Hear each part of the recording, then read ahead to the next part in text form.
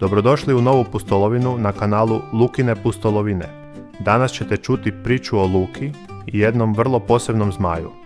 No, ovaj zmaj nije kao ostali. On ne zna rigati vatru, a zbog toga ga svi iz njegove vrste zadirkuju. Ali upravo ta njegova različitost vodi do čarobnog otkrića i velike pustolovine. Sjednite udobno, otvorite uši i srce, priča počinje. Jednog sunčanog, ali prohladnog jutra, Luka se probudio ranije nego inače. Proljeće je tek počelo, a zrak je mirisao na vlažnu zemlju i pupoljke koji su se tek otvarali. S prozora svoje male drvene kuće gledao je prema šumi koja se prostirala iza livade.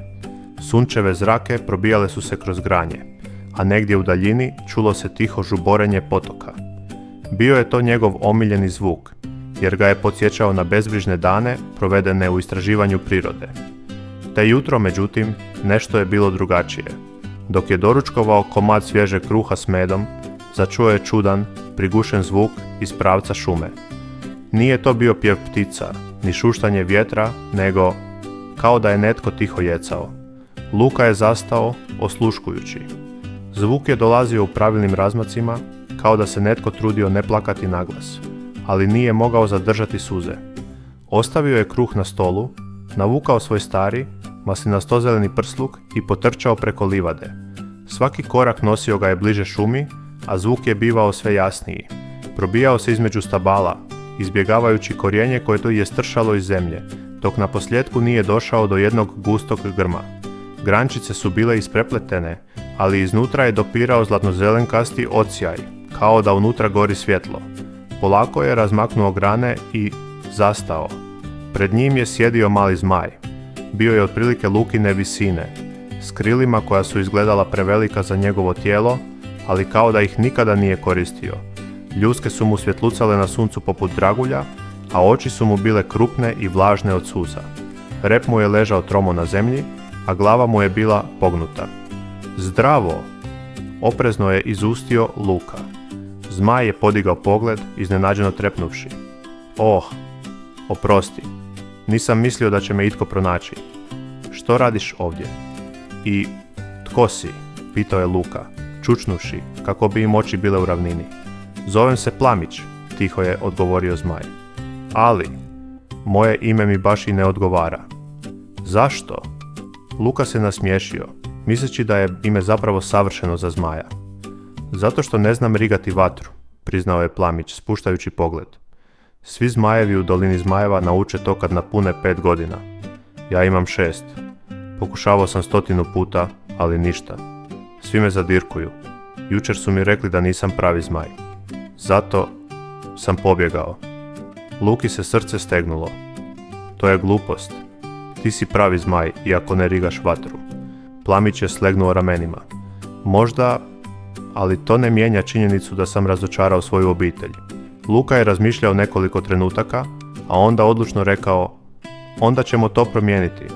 Možda ti ne mogu pokazati kako se riga vatra, ali mogu biti tvoj prijatelj. I zajedno ćemo smisliti što učiniti. Plamić ga je pogledao, a u očima mu je zaiskrila nada. Prijatelj. Stvarno, potvrdio je Luka, pružajući mu ruku. Zmaj ju je nespretno primio svojim kandžama, a zatim se prvi put nasmiješio. Sljedećih dana Luka i Plamić postali su nerazdvojni. Luka mu je pokazivao najskrivenije dijelove šume. Šuplji hrast, u kojem su vjeverice skrivale lješnjake, mali slap gdje se voda raspršivala u 1000 kapljica i livadu koja je svake večeri mirisala na divlju metvicu. Plamić je, za uzvrat, pričao o dolini zmajeva, o visokim planinama čiji su vrhovi uvijek bili prekriveni snijegom, o pećinama punim kristala koji svjetlucaju u mraku i o starim zmajevima koji su znali pričati priče duge cijelu noć. Naravno, Luka nije zaboravio svoj cilj, pomoći Plamiću da otkrije svoju iskru. Svakog dana pokušavali su nove načine, jeli ljute papričice, pili vruću juhu, radili vježbe disanja, ali ništa nije pomagalo. Jedino što bi Plamić uspio bilo je kihnuti dim ili nehotično zapaliti travku vrhom repa. Ipak Luka nikada nije odustajao. Možda tvoja moć nije vatra, rekao je jednog dana dok su sjedili na obali potoka. Možda je nešto drugo. Nešto što je još posebnije. Kao što? Upitao je Plamić skeptično. Ne znam, priznao je Luka. Ali zajedno ćemo otkriti. Jedne večeri, dok su gledali zalazak sunca s brda iznad sela, Luka je osjetio kako mu Plamić naslanja glavu na rame. Znaš, rekao je mali zmaj, otkad sam s tobom, nije mi toliko važno što ne mogu rigati vatru. S tobom se osjećam dovoljno. Luka se nasmiješio, iako mu je u grudima bilo toplo od tih riječi. I ti meni značiš, Plamiću. Puno više nego što misliš. Ali idilu nije trebalo dugo čekati da netko poremeti. Jednog sumornog jutra nebo se zatamnilo brže nego inače. Tamni oblaci kotrljali su se iz pravca planina, a u zraku se osjećala napetost. Luka i Plamić, koji su baš brali šumske jagode, primijetili su da su ptice utihnule, a šuma postala neobično tiha. Odjednom iz daljine se začuo prodoran krik, zvuk koji je bio dubok i prodoran, poput lomljenja stijena. Plamić se ukočio. To je Kragor, promrmljao je, a glas mu je drhtao. Tko? Upitao je Luka. Najveći i najstariji zmaj iz dolina zmajeva. On nije dobar. Mrzi ljude. I mrzi mene, jer sam sramota za našu vrstu. Prije nego što je Luka uspio išta reći, ogromna sjena prekrila je šumu. Kragor je sletio na proplanak, a tlo je zadrhtalo pod njegovom težinom. Njegove ljuske bile su crne poput noći, a oči su mu sjale crvenim sjajem. Plamiću, zagrmio je. Vrijeme je da prestaneš skrivati svoju slabost. Vraćam te u dolinu, pa makar na silu. Plamić je zakoračio unazad, ali Luka stane ispred njega. Ne dam ti da ga povedeš, on je moj prijatelj. Kragor se nasmijao dubokim, podcjenjivačkim smijehom. Mali čovječe, ti si ništa naspram mene. Možda jesam mali, reče Luka, ali nisam sam. Pogleda Plamića, koji je drhtao, ali u očima mu se vidjela odlučnost. Kragor je otvorio čeljusti i snažno zario vatru u obližnje stablo, koje je planulo u trenu. Vidiš, tako to radi pravi zmaj. Plamić proguta knedlu. Ja to ne mogu. Možeš, vikne Luka. Ne moraš biti poput njega, ali sada je vrijeme da nađeš svoju moć. Nije važno što svi očekuju, važno je što ti jesi. Kragor zakorači naprijed, a zemlja se stresla. Luka se i dalje nije maknuo. Plamić je osjetio kako mu se srce ubrzava.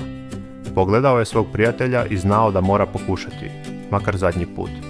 Duboko je udahnuo, osjetio toplinu negdje duboko u sebi i iz njegovih usta nije izletjela vatra, nego snažan, blistav mlaz svjetlosti poput sunca.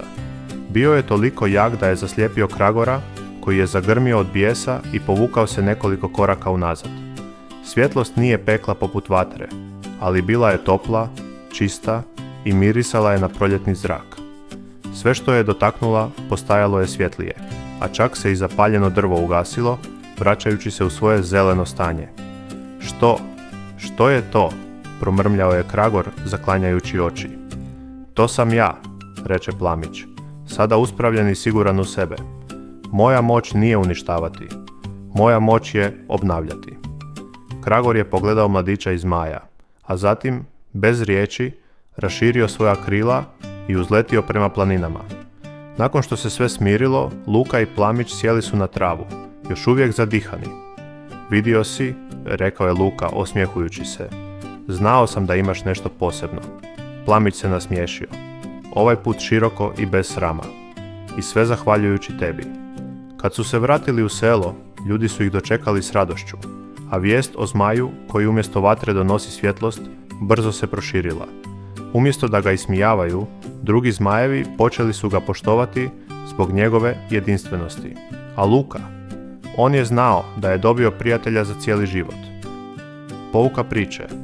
Ne moraš biti poput svih drugih da bi bio vrijedan. Ponekad je ono što te čini drugačijim zapravo tvoja najveća snaga.